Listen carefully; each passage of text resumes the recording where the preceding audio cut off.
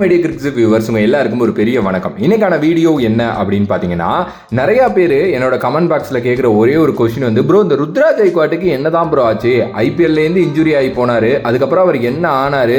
இதுக்கப்புறம் Indian team வாய்ப்பு கிடைக்குமா கிடைக்காதா? பிகாஸ் சுக்மன் கில்ல வந்து கேப்டனாவே 3 ஃபார்மேட்டுக்கும் ஆக்கிட்டாங்க. ஸோ இதுக்கப்புறம் என்னதான் பண்ண போறாரு ருத்ராஜ் ஜெய்க்வாட் அப்படிங்கிற கேள்வி வந்து நிறைய பேர் கேட்டுட்டு இருந்தாங்க. அதை பத்தி நான் வீடியோ போடணும் அப்படின்னு சொல்லிட்டு நினைச்சுக்கிட்டே இருந்தேன். ஒரு கரெக்டான டைம் வேணும் அப்படின்னு சொல்லிட்டு. ஸோ இப்போ வந்து அதுக்கான வீடியோ உங்களுக்கு தேடி வந்திருக்கு. ருத்ராஜ் ஜெய்க்வாட் ஒரு 2-3 வருஷத்துக்கு முன்னாடி ஓவராவே ஹைப் பண்ணப்பட்ட ஒரு பிளேயர் அப்படின்னே சொல்லலாம். அந்த ஹைப்புக்கு உகுந்த கரெக்டான இது இருந்த பிளேயர் தான், தகுதி இருந்த பிளேயர் தான். ஆனா வந்து பாத்தீங்க அப்படின்னா, தன்னோட வாழ்க்கை வந்து ஒரு நல்லபடியா போப்பது அப்படின்னு நினைச்சப்போ கெரியர்ல நிறைய வந்து பாத்தீங்க அப்படின்னா அப்படியே அப்ஸ் அண்ட் டவுன்ஸ். ஒரு சில மேட்சஸ் இந்தியாவுக்காக நல்லா விளையாண்டாரு, ஒரு செஞ்சுரிலாம் வேற ஆஸ்திரேலியாவுக்கு அகேன்ஸ்டா அடிச்சாரு.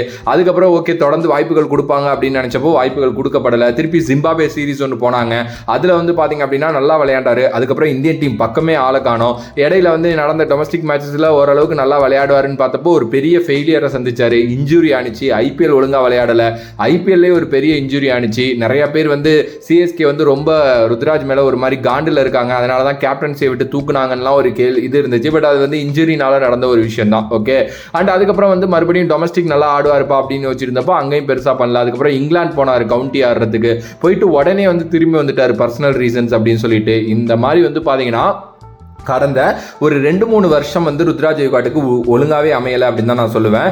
சீரியஸ்லி ஒரு சம டேலண்ட், அதில் மாற்று கருத்தே கிடையாது. சிஎஸ்கே மாதிரி ஒரு டீம், ஒரு பெரிய பிரான்சைஸ், ஒரு பெரிய லீடர்ஷிப்பை உள்ள ஒரு டீம் அண்ட் ஒரு அடுத்த ஒரு லெகசியை வந்து அவர் கையில் கொடுத்துட்டாங்க அப்படின்னா அது வந்து எந்த அளவுக்கு அப்போ ஒரு கேபபிள் இருக்கிற பிளேயர் அப்படின்ட்டு நான் சொல்லி உங்களுக்கு தெரியணும்னு இல்லை.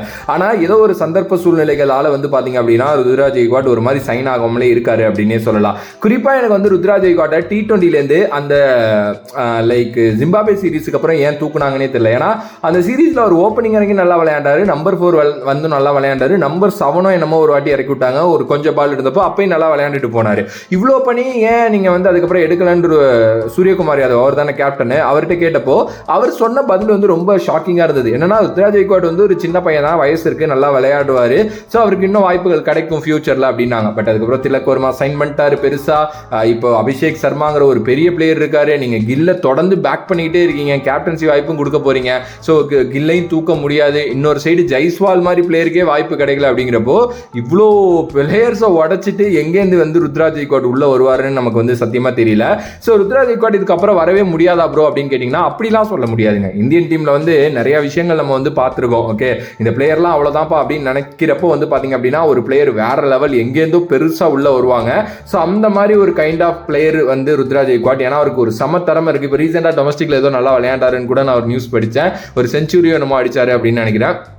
அப்படிப்பட்ட திறமை உள்ள ஒருத்தர் தான். அவர் என்ன பண்ணணும்னா ஒரு 1 இயரை பேக்கடா வந்து பாத்தீங்க அப்படின்னா கிடைக்கிற வாய்ப்புகள் எல்லாத்தையுமே நல்லா பண்ணணும். லைக் மகாராஷ்டிரா பிரீமியர் லீக் இருக்கா, அங்க நல்லா பண்ணணும். எப்படியாவது இந்தியா ஏவோட வாய்ப்பை வாங்க பார்க்கணும், இந்தியா ஏவுக்காக அவர் நல்லா பண்ணணும். ஏன்னா இப்போ ரீசெண்டாக விளையாண்ட எந்த சீரீஸ்லையுமே அவர் இல்லை. அதுக்கப்புறம் வந்து பாத்தீங்க அப்படின்னா ஐபிஎல் வந்து ஒரு முக்கியமான கீ ஃபேக்டர். நீங்க எவ்வளோ சீரீஸ் என்ன நல்லா விளையாண்டாலும் ஐபிஎல் நீங்க நல்லா விளையாண்டீங்க அப்படின்னா இந்தியன் டீமுக்குள்ள உடனே ஒரு சான்ஸ் கிடைக்கும். அதுவும் நீங்க இந்தியன் டீமோட கரண்ட் பிளேயர், உங்களுக்கு வந்து சான்சஸ் தான் தள்ளி போயிட்டு இருக்கு. ஆல்ரெடி இந்தியா டெபியூ ஆன பிளேயர். ஸோ அதனால வந்து பாத்தீங்க அப்படின்னா அந்த ஐபிஎல் நல்லா ஃபோக்கஸ் பண்ணி அடிச்சாரு அப்படின்னா எனக்கு தெரிஞ்சு மறுபடியும் வந்து இந்தியன் டீம்ல ஒரு பெரிய வாய்ப்பு கிடைக்கும். ஏஷியன் கேம்ஸ் போயிட்டு கோல்டு அடிச்சுட்டு வந்தாங்க இந்தியன் டீம். அதுல இவர் தான் வந்து பாத்தீங்கன்னா கேப்டனா இருந்தாரு. அந்த டைமே வந்து நம்ம நிறைய பேசணும், மீடியாஸ் நிறைய எழுதுனாங்க, the new era of Indian team begins அப்படின்லாம் சொன்னாங்க. இவன் அவர் தான் வந்து கேப்டன்சி பண்ணுவார் இதுக்கப்புறம் இந்தியன் டீம் அப்படிங்கிற மாதிரிலாம் பேசிட்டு இருந்தாங்க. பட் கில் மாதிரி ஒரு டேலண்டான பிளேயர் இருக்கிறப்போ எஸ் அவர் வந்து T20ல என்ன பெருசா பண்ணலாம். பட் அவர் ஓடிஐ அதுக்கப்புறம் வந்து அவர் டெஸ்ட்ல நல்லா பண்றதுனால கில்ல வந்து இதுக்கப்புறம் பெருசா ப்ரோமோட் பண்றாங்க பிசிசிஐ. எல்லா சைடும் அவர் வந்து கேப்டன் ஆகணும், அவர் சுத்தி ஒன்று பில்ட் பண்ணணும் அப்படின்னு தான் நடந்துகிட்டு இருக்கு. இந்த மாதிரி ஹெவி காம்படிஷன் இருக்கிறப்போ நீங்க வந்து எக்ஸ்ட்ரானரியாலாம் பெர்ஃபார்மன்ஸ் பண்ணக்கூடாது. அதுக்கு மேல ஏதாவது இருந்தா அப்படி பண்ணா மட்டும்தான் வாய்ப்புகள் கிடைக்கும் அப்படின்னு நான் நினைக்கிறேன். பார்க்கலாம் என்ன பண்ண போறாரு அப்படின்னு சொல்லிட்டு. ஏன்னா ரொம்ப ரொம்ப கிரிட்டிக்கலான ஒரு விஷயம் அப்படின்னு தான் நான் சொல்லுவேன். ஆல்ரெடி ஸ்லாட்ஸ் எல்லாம் ஃபுல்லு, இன்னும் டேலண்ட்ஸான பிளேயர்ஸுக்கே பயங்கரமான, அதாவது நல்லா ப்ரூவ் பண்ண பிளேயர்ஸுக்கே வாய்ப்புகள் ஒரு மேட்ச் 2 2 மேட்ச் அங்கங்க கிடைக்குது. ருத்ராஜ் கெய்க்வாட் திருப்பி ஃப்ரெஷ்ஷா எல்லாமே பண்ணி திருப்பி செலக்டர்ஸ் கண்ணுல வந்து படம் வச்சு உள்ள வர்றது அப்படிங்கிறதுலாம் சாதாரண விஷயம் கிடையாது. முடியாதுன்னு சொல்லல, முயன்றால் முடியும். முடிப்பாரா அப்படிங்கிறத மட்டும் நம்ம வெயிட் பண்ணி பார்ப்போம். நீங்க சொல்லுங்க உங்களோட கருத்தை, ருத்ராஜ் கெய்க்வாட் பத்தி என்ன நினைக்கிறீங்க? அண்ட் அவர் திருப்பி வந்து டீமுக்குள்ள வருவாரா? இன்கேஸ் அவர் வரணும் அப்படின்னா அவர் என்ன பண்ணணும்? கொடுத்த வாய்ப்புகளை வந்து அவர் வந்து கரெக்டா யூஸ் பண்ணாரா, இல்ல இது வந்து ஒரு தனி பாலிடிக்ஸ் நடக்குதா அப்படிங்கிறத மறக்காம கமெண்ட் பாக்ஸ்ல கமெண்ட் பண்ணுங்க. If you like the video please like, share and subscribe to நம்மளோட கிரிக்ஸிப் சேனல். வேற ஒரு வீடியோல வேற ஒரு கான்செப்ட் வந்து உங்களை சந்திக்கிட்டேன். And then bye from this is VJ Mani. Love you all, stay safe மக்களே.